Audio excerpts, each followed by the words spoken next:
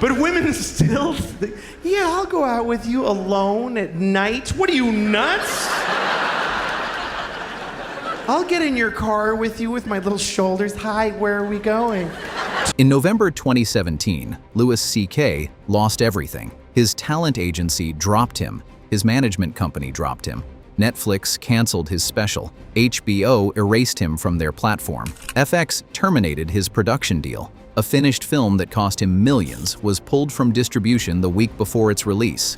He later told audiences the total damage was $35 million, gone overnight. The media declared his career over. The industry locked the doors. And for 9 months, he disappeared so completely that most people assumed he was never coming back. That was 7 years ago. Today, Louis C.K. sells out Madison Square Garden at prices he sets himself. He has won a Grammy. He has performed on 5 continents. He has done all of it without an agent, without a manager, without a network, and without a single apology tour. This is the story of how one comedian completely broke cancel culture and how almost nobody seems to have noticed. Segment 1. The experiment that saved his life. In 2011, Louis C.K. was at the height of his mainstream career. His show Louis on FX was winning Emmys.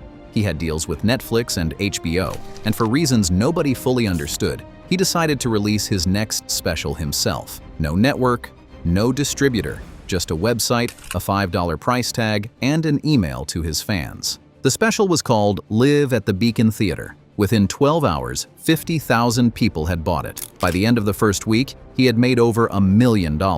The industry treated it as a novelty. What nobody realized was that Louis C.K. had just built the lifeboat that would save him 6 years later. He had an email list. He had direct payment infrastructure. He had a relationship with his audience that did not pass through any corporate gatekeeper. When every door in Hollywood slammed shut in 2017, that lifeboat was still floating. Segment 2. The day everything disappeared. On November 9, 2017, the New York Times published an investigative report detailing allegations of sexual misconduct. The next day, Louis C.K. released a statement containing 3 words most public figures would never say. These stories are true. No denial, no spin. He admitted it. The industry responded with the fastest professional execution in entertainment history. FX terminated his deal. Netflix scrapped a planned special. HBO pulled his content. His finished film was pulled from distribution days before release. His management dropped him. His talent agency terminated representation. In about 72 hours, the infrastructure that had taken decades to build was dismantled. He estimated immediate financial loss at $35 million. And then he vanished. Segment 3. 9 months of nothing. For 9 months, there was nothing. No public statements. No social media. No leaked audio. No sightings at comedy clubs. The media consensus was that Louis C.K. had been permanently erased. Without those institutional structures, there was no mechanism for a comedian to reach an audience. What the conventional wisdom missed was the email list. Louis C.K. still owned the direct relationship with hundreds of thousands of fans who had bought specials from his website. He still owned the payment infrastructure. He still owned the data. While Hollywood had locked every door it controlled, it could not lock a door it did not own. The silence was not surrender. It was preparation. Segment 4. 15 minutes at the Comedy Cellar. On August 26, 2018, Louis C.K. walked into the Comedy Cellar in New York without announcement and performed a 15-minute set. The audience gave him a standing ovation. Outside the room, the reaction was the opposite. Critics called it too soon. Some comedians publicly expressed disappointment, but inside the room, about 10 people walked out. The rest stayed, laughed, and applauded. Owner Noam Dworman defended the decision, arguing that CK had admitted his wrongdoing and a professional comedian had the right to work. That night created the defining pattern of Louis C.K.'s comeback, the gap between what the media said the public felt and what the public actually did with their money and their time. Segment 5. Killing the Old Brand. A few months later, audio leaked from a set at Governor's Comedy Club. The material was nothing like the philosophical comedy that had made him famous. He mocked Parkland survivors. He ridiculed gender-neutral pronouns. Critics called it hacky. But there is another way to read that moment. He was killing the old brand. The Louis C.K. who needed mainstream approval, who crafted every joke to be both edgy and emotionally intelligent, that version was dead. By leaning into material that guaranteed the mainstream would never welcome him back, he removed the one-weapon cancel culture had left. If he no longer cared about being liked by the establishment's disapproval had no power. Segment 6. The special nobody was supposed to see. In April 2020, Louis C.K. released his first post-scandal special, Sincerely, Louis C.K.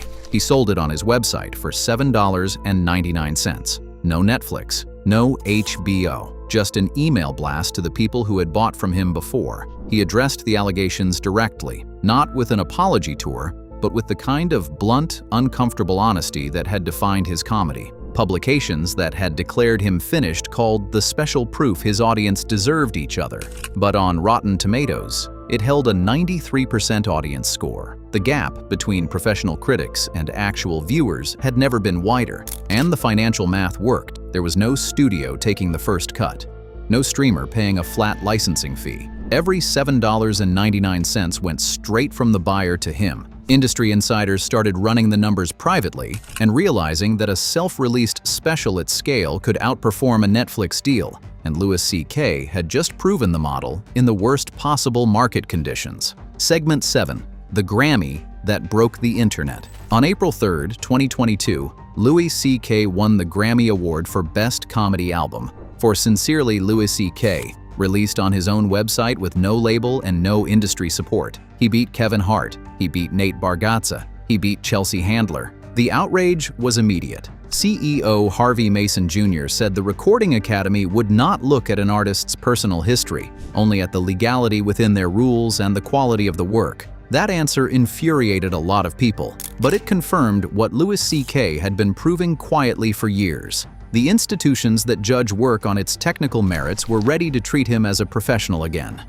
Segment 8. 21,000 seats and nobody to thank. On January 27, 2023, Louis C.K. performed a sold-out show at Madison Square Garden. Nearly 21,000 seats, every single one filled. There was no promoter, no ticketing agency, no marketing campaign beyond his own email list. He set the prices himself, $25, $45, and $65, with no added fees. For fans who couldn't attend, he sold $5 live stream tickets. Nearly 100,000 people around the world paid to watch. The traditional model says you need an agency to book the venue, a promoter to sell tickets, a network to build the audience, and a PR team to manage the narrative. Louis C.K. proved that if you own the relationship with your audience directly, you do not need any of it, and because there is no middleman, the margins are dramatically higher than anything a traditional star earns. Segment 9. The Defenders. Throughout all of it, the comedians who actually do this for a living never stopped supporting him. Chris Rock showed up at the Comedy Cellar to publicly stand with C.K. as early as 2018. Dave Chappelle has used his own platform to defend C.K. repeatedly. Jerry Seinfeld has remained broadly supportive. Bill Burr has made C.K. a recurring reference point. Not every comedian agreed. The community remains genuinely divided, but the weight of the defense network, Rock, Chappelle, Seinfeld, Burr, is so massive that it effectively neutralized the opposition. When 4 of the most respected names in the history of stand-up say a man belongs on stage, the argument is functionally over, and inside the comedy world, that defense matters more than any media verdict. Stand-up is one of the only entertainment forms where peer respect translates directly into stage time, festival slots, and audience trust. The columnists who declared C.K. finished could not actually keep him off a single stage. The comedians who welcomed him back could put him on every stage they wanted. The asymmetry was decisive. Segment 10. The Bill Maher Standing Ovation. In October 2025, Louis C.K. made his first television appearance in 8 years. He sat down with Bill Maher on Real Time, and before he said a single word, the studio audience gave him a standing ovation. 8 years. No television, no apology tour, no carefully managed reintroduction. During the interview, he and Maher discussed the allegations openly. C.K. said he felt free after the truth came out. Not forgiven, not redeemed. Free. It was not the language of someone seeking redemption. It was the language of someone who had already moved past it.